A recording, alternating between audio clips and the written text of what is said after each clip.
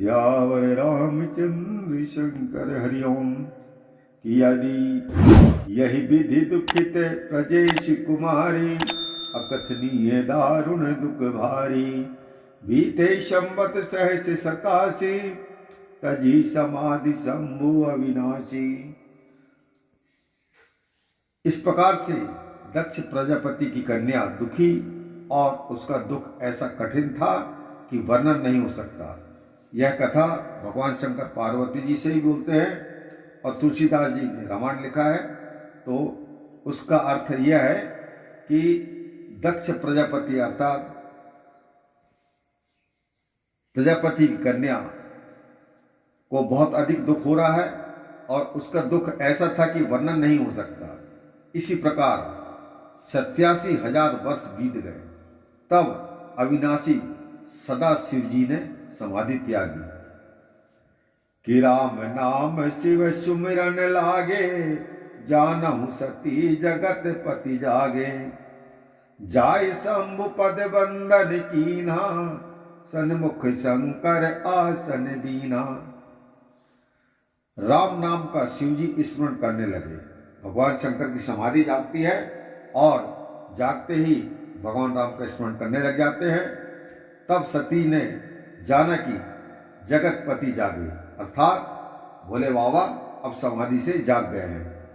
जाकर के शिव जी के चरणों में माता सती ने नमस्कार किया, प्रणाम किया, और सन्मुख शंकर ने माता पार्वती जी को, सती जी को आसन दिया।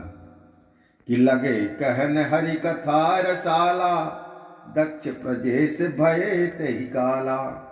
देखा विधि विचार सब लायक, दक्ष ही कीन प्रजापति नायक। भगवान शंकर कुछ नारायण की श्रेष्ठ कथा वर्णन करने लगे। उसी समय में दक्ष जी को प्रजापति की पदवी मिली। विधाता अर्थात ब्रह्मा जी ने जब विचार करके देखा कि यह सब लायक है, तब दक्ष जी को प्रजापति की पदवी ब्रह्मा जी ने प्रदान की।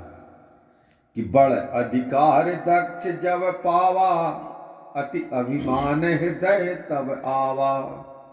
नहीं को अस जन्मा जग माही, प्रभुता पाए जाहि मद नाही।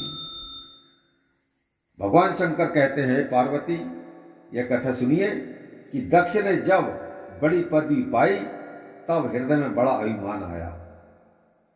कोई ऐसा जगत में नहीं जन्मा जिसको अधिकार पाकर के घमंड ना हुआ हो। इस प्रकार भगवान शंकर माता पार्वती जी से कहते हैं कि दक्ष लिए मुनि बोली सब, करन लगे बड़ याग।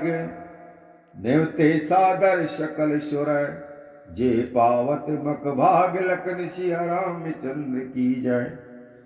दक्ष ने मुनियों को बुलाया और एक बड़ा यज्ञ करने को कहा, और जो यज्ञ में भाग पाते हैं उन सब देवताओं को आदर से न्योता पहुंचाया। सियावर रामचंद्र की जय।